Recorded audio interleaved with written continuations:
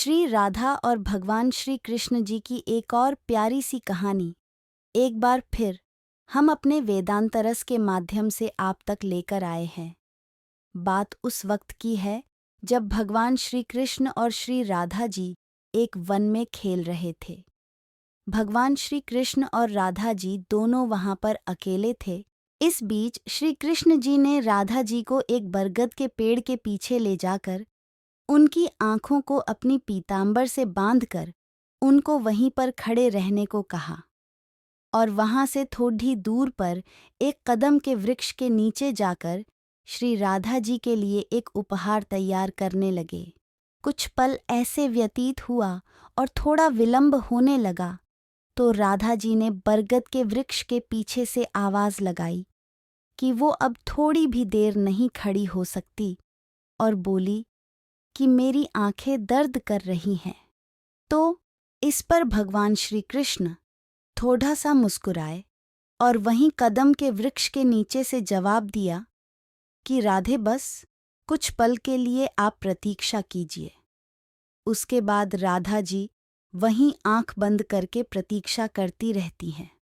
थोड़ा और यहाँ श्री कृष्ण जी जल्दी जल्दी अपना काम पूरा करने लगते हैं और जल्द ही श्री कृष्ण जी काम पूरा करके श्री राधा जी के पास गए और श्री कृष्ण ने अपनी हाथों से श्री राधा जी की आंखों से पीतांबर हटाया और फिर उनको अपना उपहार दिखाने के लिए श्री राधा जी को कदम के वृक्ष के नीचे ले गए। वहां पर पहुंचकर राधा जी वो खूबसूरत उपहार देखकर बहुत प्रसन्न हुई। श्री राधा जी ने जब देखा एक विशाल फूलों से सजा हुआ झूला देखा तो वो एक छोटी बच्ची की भांति हंसते हुए उस झूले से जा लिपटी। भगवान श्री कृष्ण ने बड़ी लगन से ये उपहार श्री राधे के लिए तैयार किया था।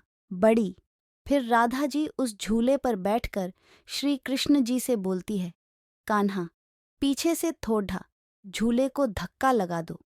फिर श्री कृष्ण प्रसन्न मन से झूले को पीछे से धक्का लगाने लगते हैं और श्री कृष्ण जी ने इस प्रकार झूले को यमुना जी के तट पर बनाया था कि जितनी बार श्री कृष्ण जी झूले को धक्का लगाते हैं और राधा जी जब आगे की ओर जाती या पीछे की ओर आती तो राधा जी के कोमल चरण यमुना जी की निर्मल लहरों को छूटे हुए निकल जाती। ऐसे ही कुछ वक्त चलता रहा। फिर अचानक से श्री राधा जी की नज़र उस झूले में लगी एक श्वेत फूल पर जा पड़ी और उस पुष्प को देखते ही श्री राधा जी बहुत अधिक प्रसन्न होकर श्री कृष्ण जी से कहती है कि हे कान्हा, ये पुष्प तो हमारे व्रज में तो नहीं है, तो आप इस पुष्प को कहाँ से लेकर आए? इस बात भगवान श्री कृष्ण मुस्कुराते हुए बोले कि मैं ये त्रेता युग से लाया था। त्रेता युग? ये सुनकर राधा जी को आश्चर्य हुआ और फिर पूछी कि त्रेता युग से कैसे?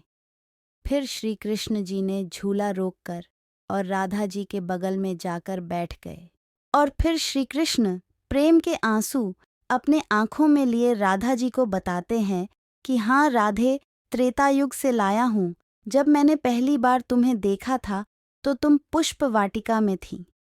पहली बार तुम्हें देखते ही राधे, मुझे तुम्हें उसी पल एक अपने हाथों से बनाया हुआ पुष्प से निर्मित झूला देने को मन किया, परंतु उस समय मैं रामावतार में था और मर्यादा पुरुषोत्तम होने की वजह से अपनी वो प्यारी सी इच्छा पूरी न कर सका।